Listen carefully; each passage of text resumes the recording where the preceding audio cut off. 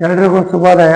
ಇವತ್ತು ನಾವು ಸಮಮಿತಿ ಆಕೃತಿಗಳು ಅಂತಕ್ಕಂಥ ಒಂದು ಗಣಿತದಲ್ಲಿ ಒಂದು ಪಾಠ ಬರುತ್ತೆ.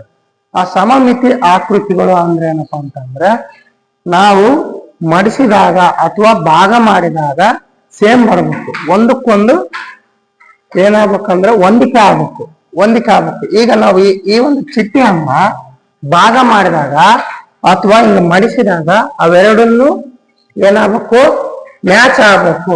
ಈಗ ನೋಡ್ರಿ, ಈಗ ಇದೇ ಚಿಟ್ಟನ್ನು ನಾನು ಹಿಂಗ್ ಕಟ್ ಮಾಡ್ಬಿಟ್ಟೆ. ಕಟ್ ಮಾಡಿದಾಗ ಅದನ್ನ ಅಂಟಿಕೊಂಡಾಗ ಈ ಭಾಗ ಜೋಡಣೆ ಆಗುತ್ತಾ ಆಗಲ್ಲ? ಆಗ್ತದೆ. ಇದೇ ತರನೇ ಈ ಕಡೆ ಆಯ್ತಾ ಇಲ್ಲ? ಆಯ್ತು. ಒಂದ್ ವೇಳೆ ನಾನು ಈಗ ಇದು ಸಮಮಿತಿ ಆಕೃತಿ, ಇದೇ ಆಕೃತಿಗೆ ನಾನು ಹಿಂಗ ಅಡ್ಡ ಕಟ್ ಮಾಡ್ದಪ್ಪ, ಅವಾಗ ಇದು ಸಮಮಿತಿ ಆಕೃತಿ ಆಗುತ್ತಾ? ಆಗಲ್ಲ. ಯಾಕಾಗಲ್ಲ? ಮೇಲೆ ಇವೆಲ್ಲ ಚಿಟ್ಟೆಗಳೇ ಇದು ಬಂದಿದೆ, ಹೌದಾ?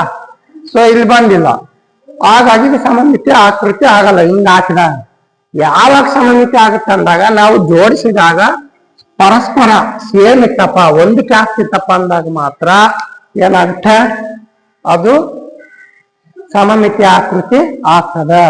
ಈಗ ಇದು ಸಮಮಿತಿ ಆಕೃತಿನೋ ಅಲ್ಲನೋ? ಸಮಮಿತಿ ಆಕೃತಿ ನೋಡ್ಬೇಕಾದ್ರೆ ಇವಾಗ ನಾನು ಹಿಂಗೆ ಹೇಳೋದನ್ನ ಸಮಮಿತಿ ಅಕ್ಷ ಅಂತ ಕರಿತೀವಿ. ಸಮಮಿತಿ ಅಕ್ಷ ಅಂತ ಅಂದ್ರೆ ನೇರವಾಗಿರುತ್ತೆ, ಸರಳ ರೇಖೆಯಲ್ಲಿ ಇರುತ್ತೆ. ಸಮಮಿತಿ ಅಕ್ಷ ಬಂದು ಸರಳ ರೇಖೆ ನೇರವಾಗಿರುತ್ತೆ ನೆಟ್ಟಿನ. ಈಗ ಇಲ್ಲಿ ಈ ಕಡೆ ಭಾಗ ಸೇಮ್ ಐತೆ, ಬೇರೆ ಐತಾ? ಸೇಮ್ ಐತೆ, ಹೌದಾ? ಸೊ ಇವಾಗ ಇದು ಸಮಮಿತಿ ಅಕ್ಷ. ಇವಾಗ ಇನ್ನೊಂದು, ಇವಾಗ ಈ ರೀತಿ ಅಡ್ಡ ಎಳೆದೆ. ಈಗ ಅಡ್ಡ ಎಳೆದಾಗ ಕೂಡ ಈ ಕಡೆ ಭಾಗ ಸೇಮ್ ಐತೆ, ಬೇರೆ ಐತಾ? ಹೊಂದಿಕೆ ಆಗ್ತದೆ. ಅಂದ್ರೆ ಇದು ಕೂಡ ಸಮಮಿತಿ ಅಕ್ಷ, ಸಮಮಿತಿ ಆಕೃತಿ. ಹಾಗಾದ್ರೆ ಇದಕ್ಕೆ ಸಮಮಿತಿ ಅಕ್ಷ ಎಷ್ಟು ಬರುತ್ತೆ? ಚಿಟ್ಟೆಗೆ ಒಂದೇ ಬರುತ್ತೆ. ಇದಕ್ಕೆ ಎಷ್ಟು ಬರುತ್ತೆ?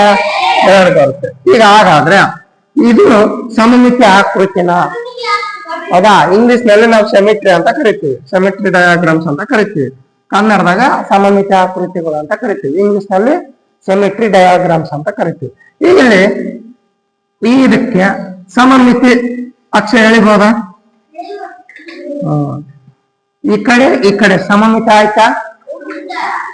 ಸಮಮಿತಿ ಆಯ್ತು, ಒಂದ್ ಅಕ್ಷ ಎಳೆದ್ವಿ. ಈಗ ಇನ್ನೊಂದು ಅಕ್ಷ ಎಳಿಬೋದಾ?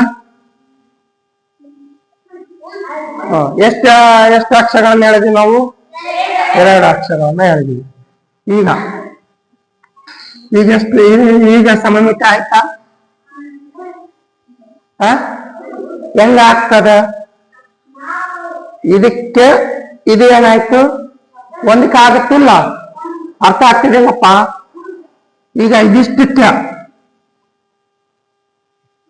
ಇದಿಷ್ಟು ಒಂದಕ್ಕೆ ಆಗ್ತದ, ಒಂದಕ್ಕೆ ಆಗಲ್ಲ. ಇದಕ್ಕೆ ಸಮಮಿತಿ ಅಕ್ಷ ಎಳಿಬೋದಾ? ಈಗ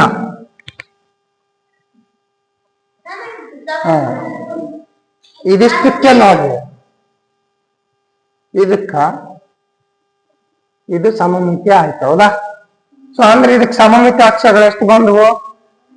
ಇದಕ್ಕೆ ಒಂದು ಬಂತು, ಇದಕ್ಕೆ ಎರಡು ಬಂತು, ಇದಕ್ಕೆ ಎಷ್ಟು ಬಂದವು? ಎಷ್ಟು?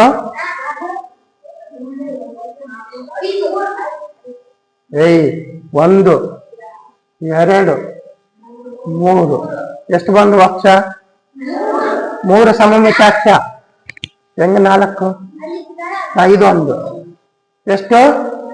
ನಾಲ್ಕು ಸಮಮಿತಿ ಅಕ್ಷಗಳು ಬಂದು. ಪ್ರಶ್ನೆ ಮೊರಾರ್ಜಿ ಒಳಗ ಅಥವಾ ಆಗಂತದಲ್ಲಿ ಏನ್ ಪ್ರಶ್ನೆ ಕೇಳ್ತಾನಪ್ಪ ಅಂತಂದ್ರೆ, ಇದು ಸಮಮಿತಿ ಆಕೃತಿಗೆ ಉದಾಹರಣೆ ಯಾವುದು ಅಂತ ಕೇಳ್ತಾನೆ.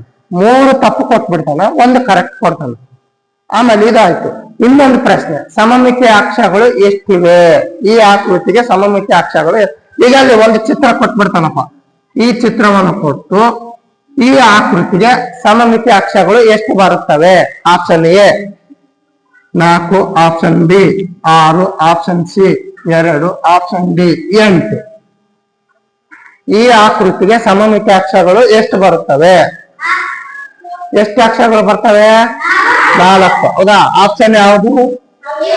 Option A. ಹೆಂಗಂದ್ರೆ ಒಂದು ಸಮಮಿತಿ ಅಕ್ಷ, ಎರಡು ಸಮಮಿತಿ ಅಕ್ಷ, ಮೂರು ಸಮಮಿತಿ ಅಕ್ಷ, 4, ಹೌದಾ? ಸೊ ಈ ರೀತಿಯಾದ ಪ್ರಶ್ನೆಗಳು ಬರ್ತವೆ.